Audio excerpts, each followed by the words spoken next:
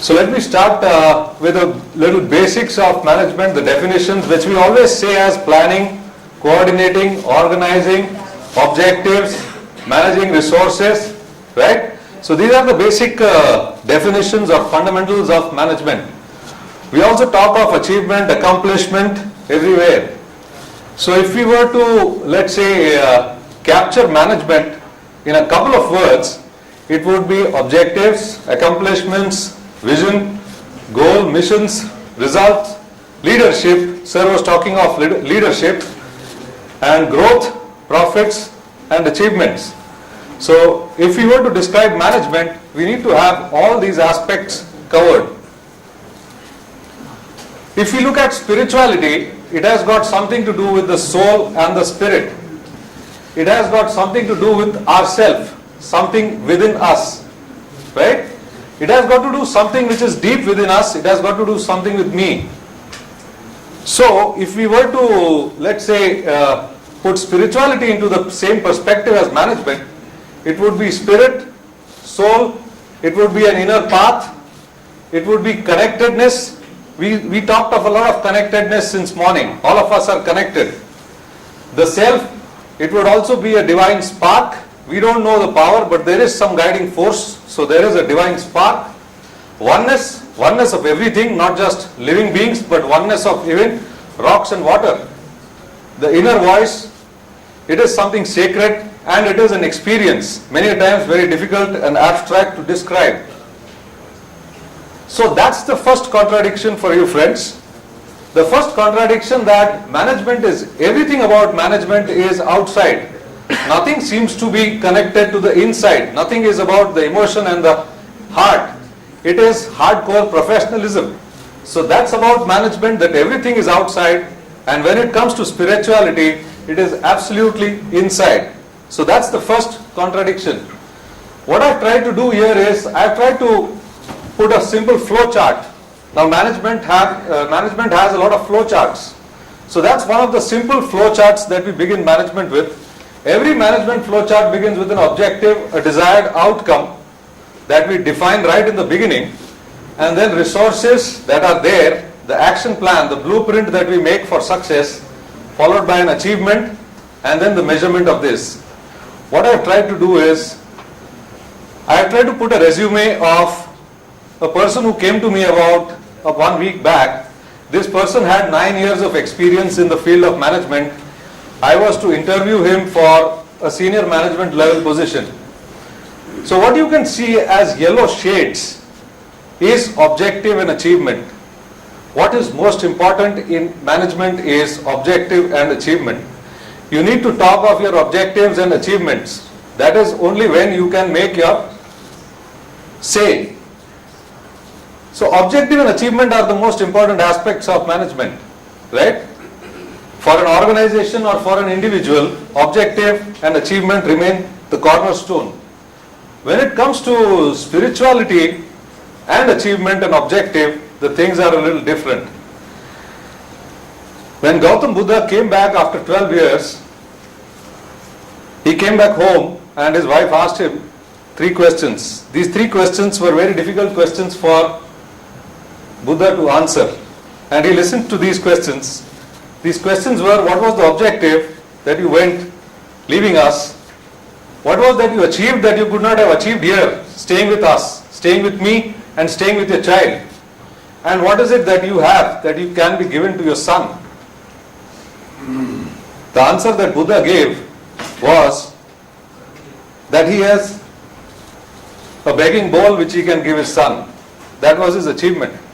So the achievement in spirituality is, that brings in the second contradiction, that management is about achieving and accomplishing goals. You set your goals and achieve your goals. Whereas spirituality is about realizing the futility of all that is material and reaching inwards to nothingness. You achieve shunya. So that's the second contradiction between management and spirituality. If I were to take a little further, in management everything is supposed to always grow. It is supposed to always become big. So whether it's your targets, your turnovers, your sales, everything has to grow. Whether it is the revenue, the profit, everything has to have a growth rate. And when it comes to your career, it is also supposed to grow. That is what we are taught, right? We are taught that in management everything is supposed to grow. You see the corporate ladder on the right side. One of my ex-bosses used to say that when you are on the corporate ladder, there are only two directions that you can move. You can either move to the top or you come down and move out. Those are the only two directions in which you can move on the corporate ladder. So if this is the case, what can we describe this? If everything is supposed to grow, then management can simply be described as everything in management is linear upward progression. So there is always growth that is needed. Whereas if we see spirituality, spirituality is about turning in. It is about inward. It is about taking the turn. Gautam Buddha took the turn when he saw one misery and one death. Or King Ashoka took the turn when he saw lakhs of bodies strewn on the battlefield. He took the turn inward and he said that this is futile. I should explore something else. Whereas we also know Hitler, who did not take the turn in spite of seeing lakhs and lakhs of bodies. So the turning in is very important in spirituality. So spirituality follows a circular path, because in spirituality the turn is important. Whereas in management, the linear upward progression is important.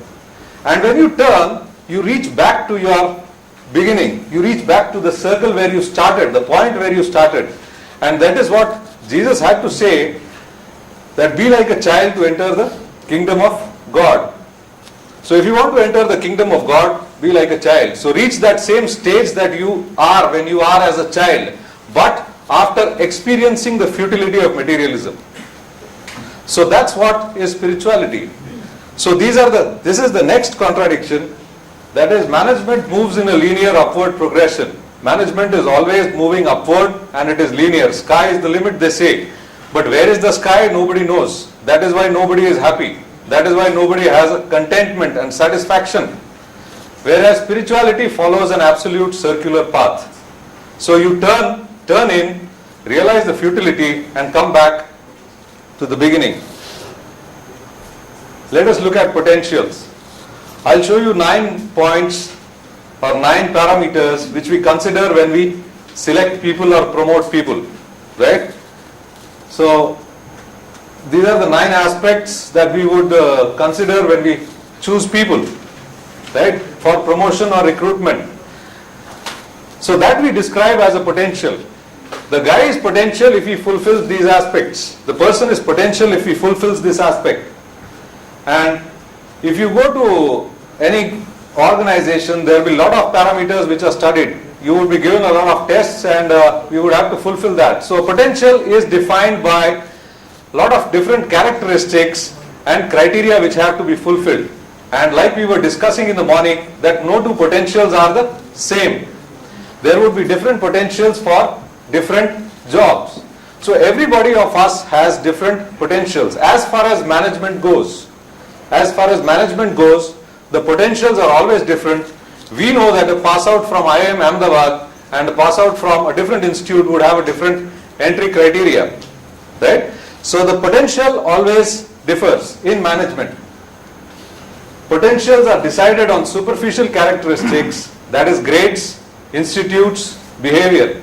Different people have different potential. Now let's see about what is a spiritual potential. This is a story which you cannot see from there, but I'll try to read it out for you.